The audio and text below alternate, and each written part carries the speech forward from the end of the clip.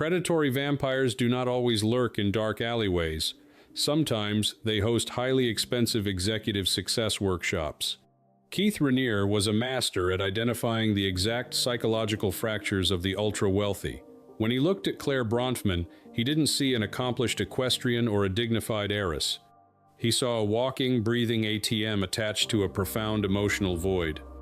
And so began a calculated, multi-million-dollar transaction where a desperate blue blood eagerly purchased her own psychological enslavement, one massive wire transfer at a time. Welcome to Society Noir. But before the grotesque reality of the Doss sisterhood was exposed to a horrified public, how did a woman draped in the protective armor of the Seagram Empire willingly step into a psychological slaughterhouse? Imagine spending your entire life starved of a tyrannical father's approval, only to surrender your absolute devotion to an architectural genius of human manipulation. Imagine enthusiastically financing a hostile psychological takeover, pouring 9 figures into a twisted utopia that rewarded your loyalty by demanding ultimate submission. She thought she was ascending to a higher plane of consciousness. In reality, she was simply funding a very expensive, very elite bacchanal of horrors. From the intoxicating fumes of her initial enlightenment to the cold, undeniable reality of a federal indictment, this is a chilling study of how predators feast on golden platters. Stay with us as we unravel the terrifying saga of Claire Bronfman, a brutal reminder that when your soul is completely bankrupt, $100 million is just enough rope to hang yourself. To truly dissect the anatomy of a willingly enslaved billionaire, one must first examine the toxic, opulent soil from which she grew.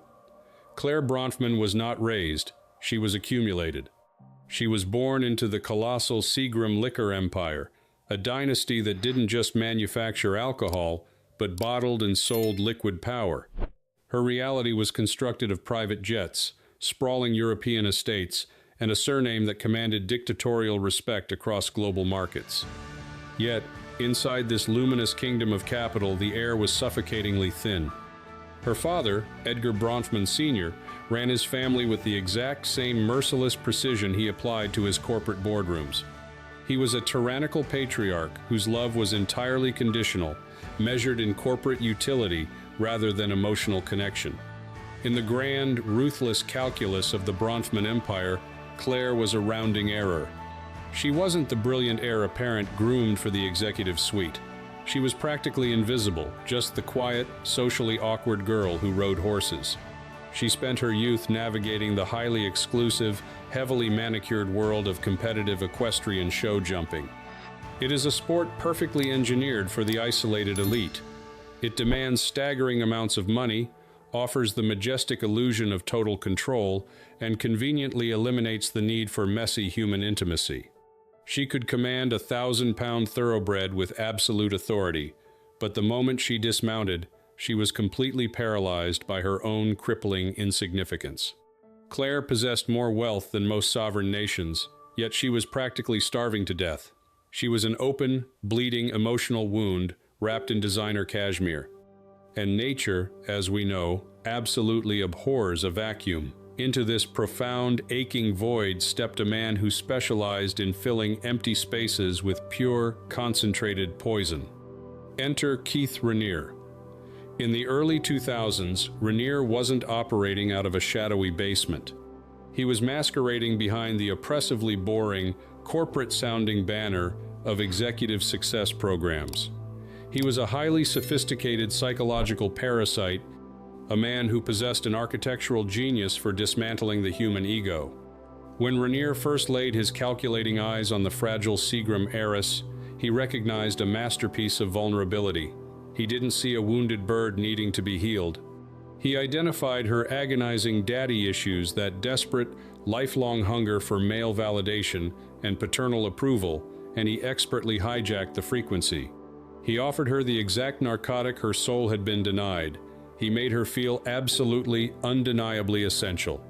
Claire didn't just casually join a self-help group. She engaged in the most spectacular, disastrous, psychological transaction of her life.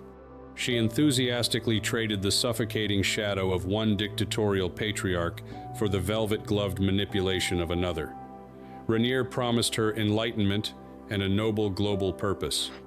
All she had to do in return was open her checkbook. And oh, how she opened it. Her ascent within the NXIVM hierarchy was artificially rapid and entirely luminous. She wasn't climbing the ladder through spiritual wisdom. She was buying the entire staircase. She rapidly transformed from a forgotten daughter into the ultimate financial engine of a twisted empire. She eagerly bankrolled the master's grandiose delusions. We are talking about financing a fleet of private jets, purchasing massive, secretive real estate compounds, and draping the entire cult in an opulent veneer of legitimacy. She genuinely believed she was the crucial architect of a new, enlightened civilization. In reality, she was simply the billionaire caterer for a toxic, highly exclusive bacchanal. She was paying premium retail price to feed the very monster that was slowly devouring her soul, entirely oblivious to the fact that the golden cage she was meticulously funding would soon become her permanent reality. As the years blurred into a continuous loop of pseudo-intellectual seminars, the glittering facade of NXIVM began to blister and peel, revealing the rusted, blood-stained machinery underneath. The organization wasn't just a tax-exempt playground for bored housewives and gullible actors anymore. It was rapidly mutating into a highly classified, psychological slave state. And at the dark epicenter of this terrifying evolution was Dos Dominus Obsequious Sororium, or, as it translates from the pretentious Latin that Keith Rainier so desperately loved, master over slave women. Imagine the sheer, breathtaking absurdity of this enterprise. You have a secret society comprised of supposedly modern, educated, profoundly wealthy women who actively volunteered to be starved, publicly humiliated, and physically branded with a cauterizing iron. They were systematically brainwashed into believing that offering devastating collateral naked photographs, ruined family secrets, and signed confessions of fabricated crimes was a luminous path to ultimate female empowerment. And Claire Bronfman, the billionaire heiress with enough liquid capital to buy a small European nation? She was the one cheerfully paying the electric bill for the branding irons. When a normal, functioning human being encounters a secret society that treats women like branded cattle, the immediate instinct is to run. But Claire's psychological architecture was fundamentally broken. When the terrifying reality of DOS became impossible to ignore, she did not recoil in horror. She did not experience a sudden moral epiphany. Instead, she doubled down. Because admitting that NXIVM was a predatory cult would mean admitting that Keith Rainier was a monster. And if Rainier was a monster, then the only man who had ever made her feel essential, the only man who had ever validated her existence, was just another father figure, using her for her assets. Her cognitive dissonance was an impenetrable, multi-million-dollar fortress. She could not afford to see the truth, because the truth would instantly bankrupt her deeply fragile sense of self. Instead of fleeing, she weaponized her inherited wealth. She transformed from a passive financier into a merciless, vindictive apex predator, aggressively protecting her master's twisted utopia. She deployed a terrifying army of high-priced corporate lawyers, turning the American legal system into a personal weapon of mass destruction. If a former member attempted to escape the psychological slaughterhouse or speak the truth, Claire didn't just disagree with them, she aggressively bankrupted them. She buried survivors under avalanches of frivolous, predatory litigation. She hired elite private investigators to stalk journalists and intimidate critics. She was actively building a velvet-lined prison, locking the heavy steel doors from the outside and enthusiastically hunting down anyone who tried to pick the lock. It is a uniquely aristocratic privilege to destroy a person's life with a simple stroke of a gold-plated pen. Claire crossed the boundaries of conventional loyalty and entered a realm of toxic, unhinged fanaticism. She was so desperate to preserve the opulent illusion of her purchased family that she willingly became the billionaire warden of a criminal syndicate. She poured millions into an elaborate legal defense fund designed exclusively to protect a man who viewed human beings as highly disposable commodities. Consider the profound, devastating irony of her existence. She spent her entire youth silently running from the dictatorial control of Edgar Bronfman Sr., a man who saw her only as a liability. Yet, the moment she had the freedom to choose her own destiny, she happily surrendered her fortune, her dignity, and her moral compass to a charismatic parasite who literally branded his initials into women's flesh. Raniere provided the toxic validation she so desperately craved, and in return, she provided the impenetrable financial firewall that allowed his bacchanal of horrors to operate with absolute impunity. But there is a fatal, unavoidable flaw in the architecture of arrogance. You can buy silence, you can buy loyalty, and you can certainly buy a terrifying legal team, but you cannot buy reality. No matter how much money you throw at a rotting foundation, eventually, the stench of decay becomes too overpowering to ignore. The golden paint begins to chip. The multi-million-dollar firewall develops microscopic cracks, and the undeniable forensic evidence of a sprawling criminal enterprise begins to seep out from under the heavy steel doors. The catalyst for her spectacular downfall was not an internal awakening. Predators rarely experience sudden bursts of conscience. The collapse was triggered by the very women she had tried to systematically crush. The devastating collateral that Raniere had hoarded as insurance suddenly became the undeniable proof of wire fraud, sex trafficking, and racketeering. The whispers of the branded victims grew into a deafening roar that finally pierced the heavily guarded walls of the Nexi IVM compound. Investigative journalists began to circle the bleeding edges of her purchased utopia. And waiting just outside the gates was the ultimate apex predator of the American justice system, an entity entirely immune to the seductive allure of a Seagram trust fund, the Federal Bureau of Investigation. The opulent delusion was over. The hunt had officially begun. The free fall of a billionaire is a spectacle unlike any other. When gravity finally catches up to the untouchable elite, the resulting crater is magnificent to behold. In 2018, the luxurious, carefully curated bubble that Claire Bronfman had so meticulously funded violently burst. The FBI did not simply knock politely. They tore the heavy steel doors off the hinges of the NXIVM empire. And suddenly, the untouchable heiress found herself in a position that her endless millions could not sanitize, wearing federal handcuffs. Imagine the sheer, opulent tragedy of the scene.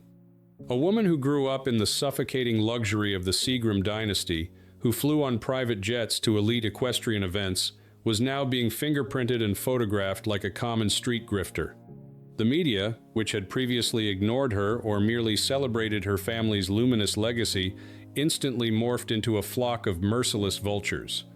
They gleefully descended upon the wreckage, eagerly tearing apart the toxic pseudo-spiritual narrative she had so carefully constructed. And what of the master? What of Keith Raniere, the self-proclaimed vanguard, the architectural genius of this psychological slaughterhouse? When the walls finally closed in, he did not stand tall and valiantly defend his devoted disciples. He did exactly what all parasites do when the host is fatally compromised. He fled. He scuttled away to a luxury villa in Mexico, hiding behind a human shield of brainwashed women, desperately hoping that Claire's checkbook could somehow buy off international law enforcement. It is a darkly hilarious reality. The supreme leader of a female empowerment cult cowering in a closet while his billionaire sugar mama faced the federal firing squad. Raniere was eventually dragged out of his Mexican hideaway, whimpering and entirely stripped of his manufactured mystique. But the truly chilling part of this forensic autopsy is not the predictable cowardice of the con man, it is the terrifying, unyielding loyalty of the victim-turned-enforcer. Even as the undeniable, grotesque evidence of the DOS branding ceremonies was displayed in federal court, even as the world stared in abject horror at the cauterized flesh of abused women, Claire Bronfman stubbornly refused to disavow him. Her cognitive dissonance was completely impenetrable. She had invested over $100 million into this toxic fantasy. To publicly admit that Raniere was a predatory monster would require admitting that her entire life's purpose, her exclusively purchased identity, was a catastrophic, pathetic lie. To disown him meant returning to the suffocating void of her youth, where she was just an invisible disappointment to a dictatorial father. And so, she clung to the burning wreckage. She stood before a federal judge, the heiress to a global corporate monarchy, and essentially stated that she had absolutely no regrets about funding a syndicate of psychological terror. In September 2020, the American justice system finally delivered the ultimate invoice for her magnificent delusion. A federal judge in Brooklyn handed down a sentence that echoed mercilessly through the gilded halls of the ultra-rich: 81 months in a federal penitentiary. Nearly 7 years. Let us pause and perform a quick calculation of this catastrophic return on investment. Claire Bronfman enthusiastically spent well over $100 million to join a self-help group, only to purchase a long-term lease in a windowless concrete cell. Her legacy was permanently rewritten. She was no longer just the forgotten Bronfman sister. She was the definitive, tragicomic, cautionary tale of the 21st century. The Seagram name, once synonymous with high society glamour and unrivaled corporate dominance, was now irrevocably stained with the rusted residue of a branding iron. The spectacular wreckage of Claire Bronfman leaves us with a chilling, undeniable truth about the nature of extreme wealth. Money can absolutely buy you an opulent fortress. It can buy you an army of ruthless legal assassins. It can even buy you a surrogate family that will bow to your every whim. But when your soul is utterly bankrupt, $100 million is just a very expensive, very luminous road sign pointing directly to your own spectacular destruction. Claire Bronfman didn't just accidentally fall into a trap. She paid premium retail price for the bear trap, hired a team of expensive experts to meticulously sharpen the steel teeth, and then gleefully, willingly stepped right into it. And as she sits in her federal cell, entirely stripped of her designer cashmere and her opulent estates, she finally has all the time in the world to reflect on her ultimate purchase. This is Society Noir. Thank you for joining us in the dark.